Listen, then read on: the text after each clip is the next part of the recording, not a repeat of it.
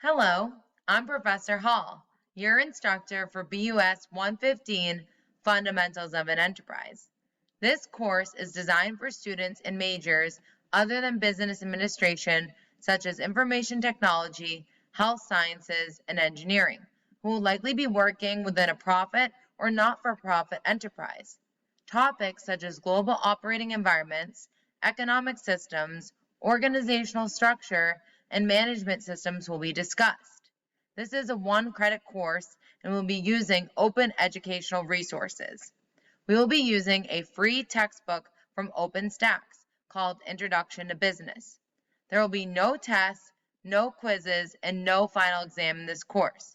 You will be required to write a reflection paper on everything you have learned throughout the course that will be due the last week in December.